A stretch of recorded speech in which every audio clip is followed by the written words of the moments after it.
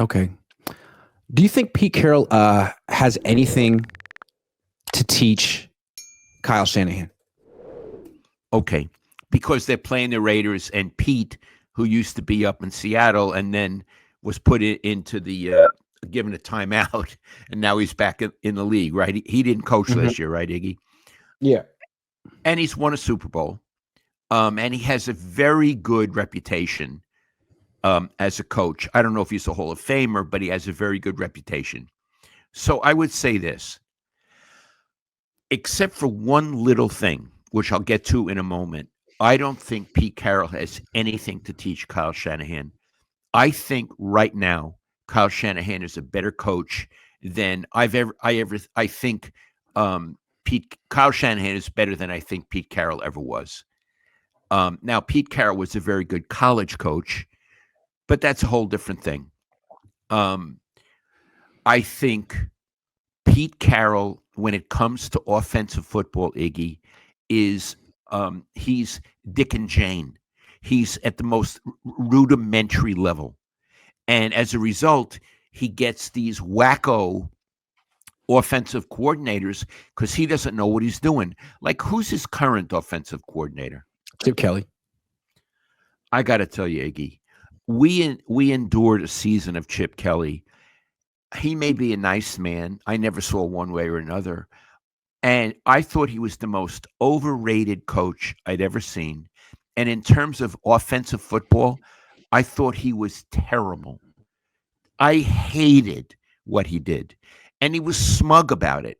So here you have Pete Carroll, who's depending on Chip Kelly, and Kyle Shanahan is miles ahead of Chip Kelly, and miles ahead of Pete Carroll because Pete Carroll either doesn't know how to pick a coordinator or no one wants to be his coordinator.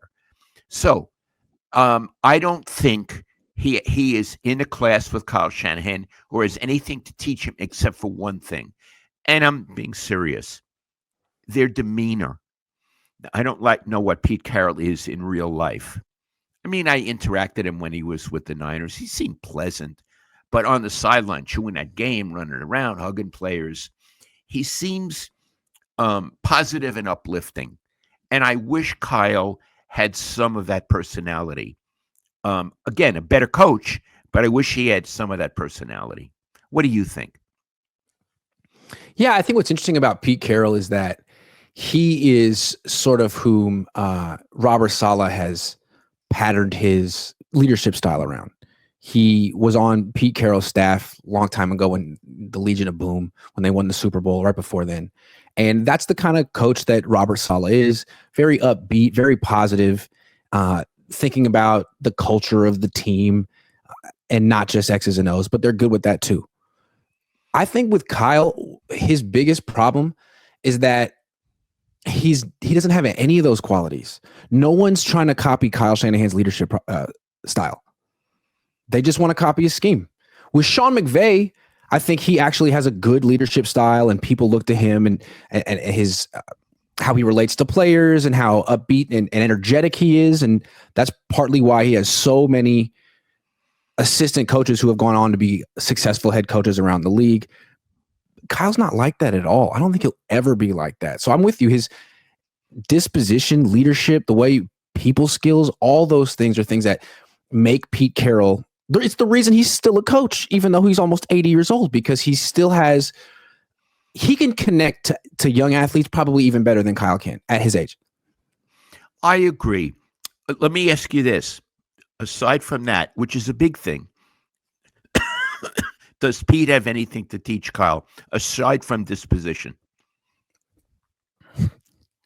I can't say he has anything to teach him about not choking in the big game. I mean, Pete Carroll is famous for that. Well, he's notorious for that, Iggy. Yeah. Right? Yeah. Notorious. Baltimore Marshawn Lynch. Yeah. Why don't you tell people the situation? Some of them are younger and may not know. Sure. Last time Pete Carroll was in a Super Bowl, he won one, then went back the next year with the same team, could have won back-to-back. He was at the goal line on second down, second and goal from the 1, I believe, had Marshawn Lynch. Yeah. They gave him the ball on first and goal. He got 5 yards. 3 more chances to give the ball to Marshawn Lynch and score. Instead, on second down, Pete Carroll calls a pass. The pass goes to Ricardo Lockett, who was not a good wide receiver in the NFL. The Patriots DB Malcolm Butler jumps the pass, intercepts it, ball game. One of the stupidest ways a team has ever lost a Super Bowl. And the Seahawks would have won if they scored the touchdown, right? Right. So it's one of the plays that will live in infamy, and it like a shadow. It trails Pete Carroll like a Jungian, a bad shadow, a Jungian shadow. He'll never get away from it. But here's something funny. As we were prepping for the show, Iggy and I were talking, and I said, Iggy, that play will live in infamy, and Kyle doesn't have. I mean, he's blown Super Bowls, but he doesn't have a play like that. And Iggy goes, "What'd you say?" Coin toss. Yeah. He says under his breath, he goes, "Coin toss." And I don't hear that well. He says, "Coin toss." And I said, "What?" And he goes again, louder, "Coin toss." And Iggy, that's about as bad as what, well, it's, you viewers, whatever you think, but from my point of view, it's about as bad as what Pete Carroll did. Now, here's the thing. Against Kansas City, going into the overtime, either Kyle made the wrong decision. He should not have wanted the ball based on the rules, or he didn't know the rule. I'm not there, and Iggy was not on the sideline. I believe he didn't know the rule. Let me put it like this. I can't prove it. My gut feeling says he didn't know the rule. But if he knew the rule and chose to receive, that was still bad. So, Iggy, does that rank with what Pete did? Mm-hmm. Mm-hmm. I just think that Kyle does have a lot to learn from Pete in terms of team building. With Pete, there aren't cliques inside of the team. It's one team. And with Kyle, I think the core group of players have a lot of good to say about him, but Greenlaw didn't seem to have anything special to say about him. I mean, he's really happy to be out. Talanoa Hufanga seems to be really happy to be out. They feel more wanted now than ever before. I don't know if that's a reflection of the head coach or not, but it's kind of Kyle's team, Kyle's organization. I think he could learn a lot from Pete Carroll in terms of that stuff. I like it. So it's not only disposition, it's relating to the players. Yeah. Yeah. It's not enough to just be friends with Debo and 7 players who really like you. Like, what about everyone else? How you treat them? Right. Yeah, I understand. Like, again, the best I've ever seen at that was Dusty Baker. Yeah. People and I really think Pete's kind of brilliant at that too. Yeah, I don't know people. Let me say what Dusty has. He was a strong disciplinarian, but he's a good guy, and the players knew he liked them and had their interests at heart, and they played their asses off for him. Mm-hmm. They did. And I think you're saying that Pete has that as well. Absolutely. I think Kyle's almost on the other end of the spectrum from Pete Carroll. Kyle's more like Bill Belichick. I think he aspires to be that kind of a guy. Like, I don't have to relate to people. I can just be the genius. I can kind of talk under my breath. You'll have to listen a little closer. I don't have to be charismatic. I don't have to give a big speech. I'm just right. And you guys need to learn from me. I think that's what he wants to be. And what's funny about Belichick, he was seen as better than Carroll for a long time. But then he lost Tom Brady, and all of a sudden, Bill Belichick started looking like a fool. I don't know if he was always a fool, but he was very much like, just listen to what I say and execute what I say and don't think. And I think Pete Carroll's always been more empowering to his players. Like, you guys are really special, and I want you guys to go on your instinct. And it's a different style. I don't know. It's a different style. Iggy, are there other coaches in the league who are successful, who are more toward the Pete Carroll part of the spectrum than let's say the Belichick, possibly Kyle Shanahan part of the spectrum? I can name some. Go ahead. Detroit. Yeah. Philly. Yeah. Denver. Mm-hmm. Those are 3. Oh, I saw a video recently.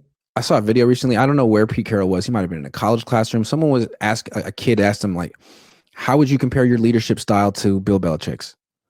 And he was like, man, well, we're on the opposite ends of the spectrum. Bill's kind of like the old school military guy who is all about, browbeating the new recruits and getting them so that they will obey commands, and there will be the most success on the battlefield if all these people just can obey commands.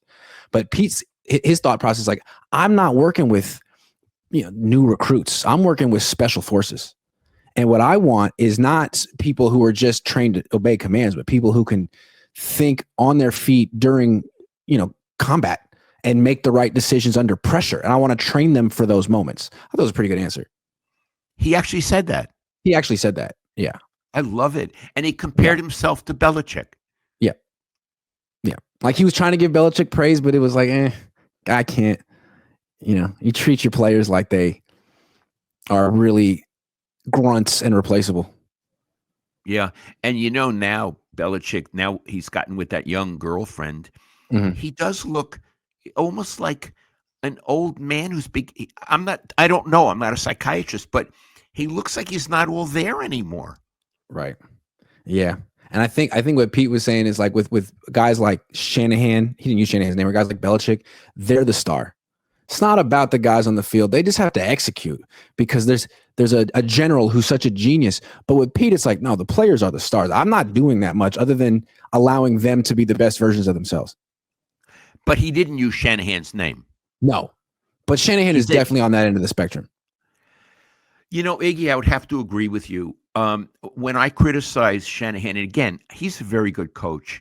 And when I criticize him, is because he's a system coach. And I compare him to Bill Walsh, who was not a system coach.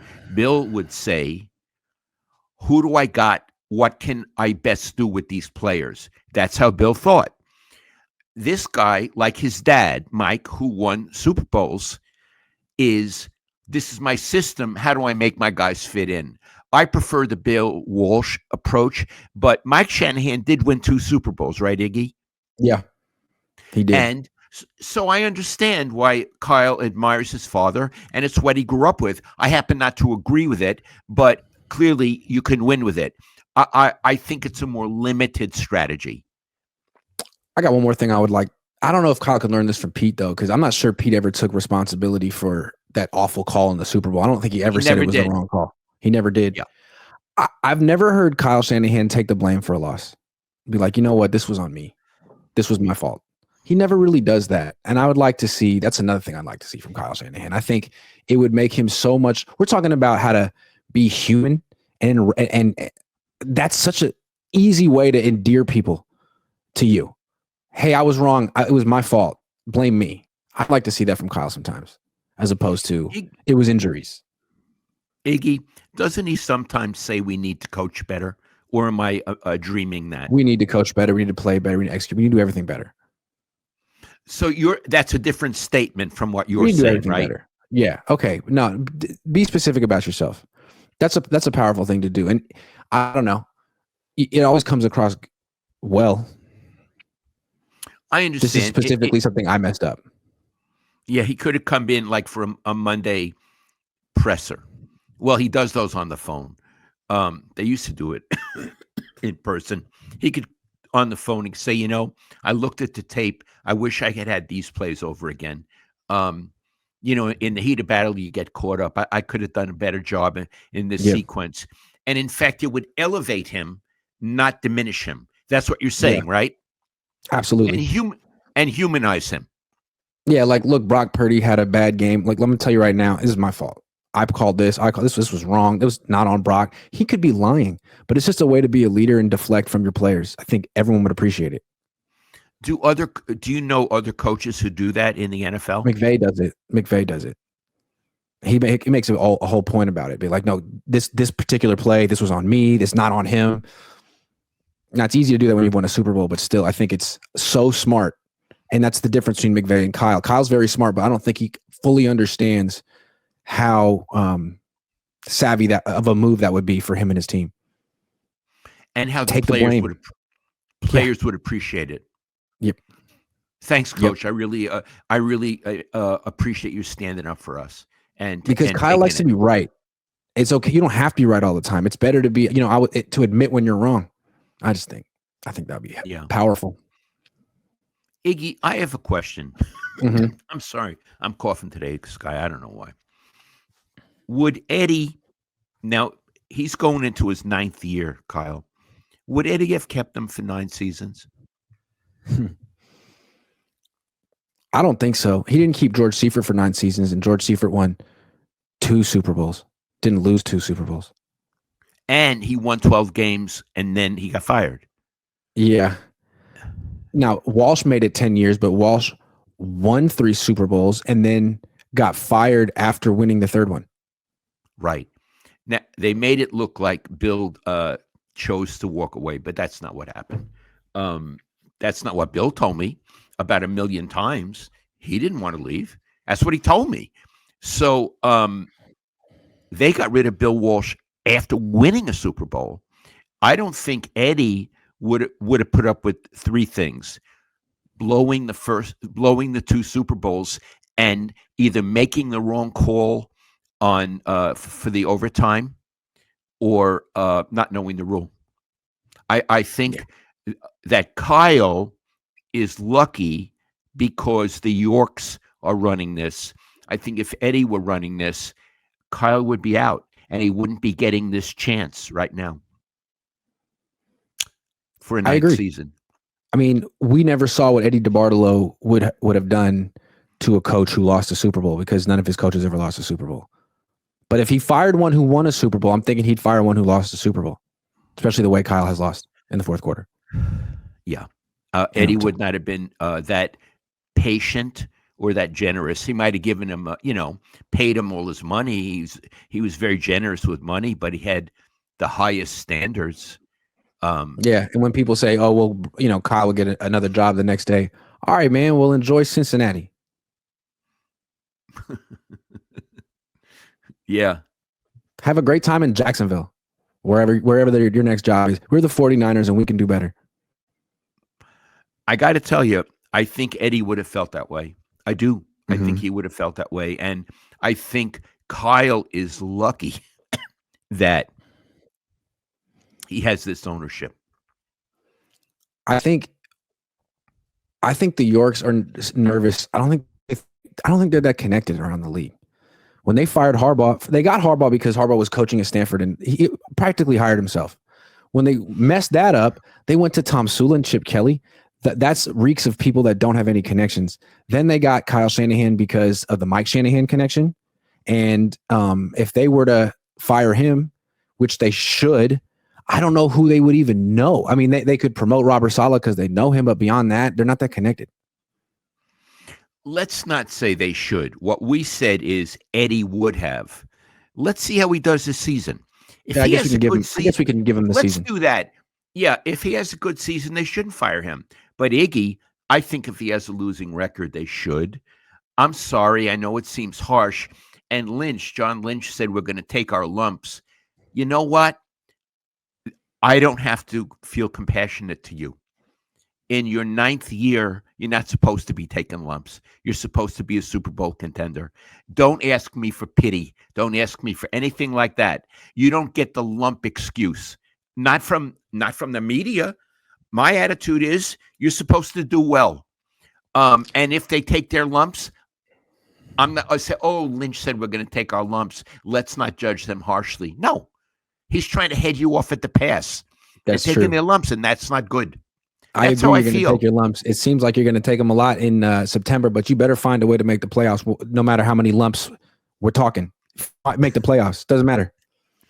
It seems the way I see it is you're allowed to lose 7 games in the NFL. If you go 10-7, you're probably going to make the playoffs. So 7 lumps. That's what you get. 7. I love it. They're allowed 7 lumps. Yeah, 7 lumps. That's a lot of lumps. It's a lot of lumps. But that's it. Not 8. So hey, you knock them off in the first 3 weeks, you go 0-3. Okay, you got 4 more to work with, but that's it. If you get 7 lumps, does that make you an Oompa Loompa? From Lumpaland, yes.